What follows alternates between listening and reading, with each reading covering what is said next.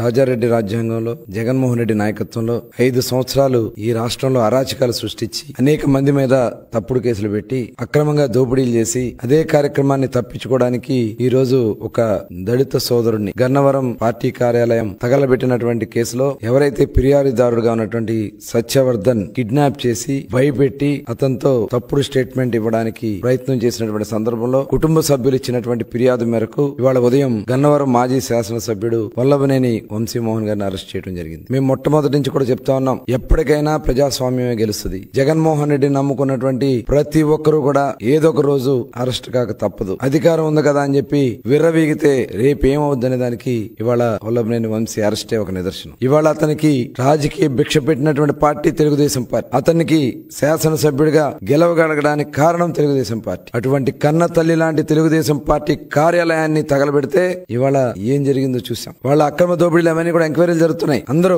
రాష్ట్రంలో ఉన్నటువంటి వైఎస్ఆర్ పార్టీలో ఎవరైతే తప్పులు చేశారో వాళ్ళందరూ కూడా ఎవరు కూడా తప్పించుకోలేరు. ఇవాళ రాజకీయంగా చాలా ప్రాధాన్యత కలిగినటువంటి కృష్ణా జిల్లాలో భ్రష్టు పట్టించారు ప్రతి ఒక్కరు కూడా. ఒక నాయకుడు క్యాసినో పెట్టిస్తాడు, నోరు ఉంది కదా అని బండబూతులు తిడతాడు, అధికారం ఉంది కదా అని చెప్పి అధికారుల్ని కాళ్ళ కింద వేసుకుని తొక్కే పరిస్థితి చేశారు. ఆ రోజున వాళ్ళు చేసినటువంటి దుర్మార్గాలు. ఇవాళ బందర్లో మచిలీపట్నంలో ఒక మాజీ మంత్రి బియ్యం స్కామ్ లో సొంత భార్యనే కేసుల్లో ఇరికించినటువంటి దౌర్భాగ్యమైనటువంటి పరిస్థితులు వైఎస్ఆర్ పార్టీ ఇవాళ ఆ నాయకులది. తీర ప్రాంతంలో భూములు కొట్టేసిన ఒక మాజీ మంత్రి. తెలుగుదేశం పార్టీ ప్రధాన కార్యాలయంలో ఆ కుటుంబానికి రాజకీయ భిక్ష పెట్టినటువంటి పార్టీ తెలుగుదేశం పార్టీ. ఇవాళ దాడులు చేసి జగన్ దగ్గర మెప్పులు పొంది పదవులు పొందాలని చూస్తే ఏమైంది ఇవాళ మీరు చూశారు. ఇవాళ ఎవరు కూడా తప్పించుకోలేరు. ఇవాళ ఎవరైతే కంప్లైంట్ ఇచ్చారో అతని మీదే, ఒక దళితుడి మీదే ఇవాళ ఇలాంటి దుర్మార్గాలు చేస్తా ఉన్నారంటే ఎట్టి పరిస్థితుల్లో కూడా ప్రభుత్వం చూస్తూ ఊరుకోదు. ఖచ్చితంగా ఎవరు కూడా తప్పించుకోలేరు. ఇవాళ జగన్మోహన్ రెడ్డి గారు కూడా ఈ రాష్ట్రాన్ని ఏ రకంగా దోచుకున్నారో, ఇవాళ సొంత బాబాయ్ని ఏ రకంగా హత్య చేశారో మొత్తం కూడా ఇవాళ బయటకు వస్తున్నాయి. విచారణ కూడా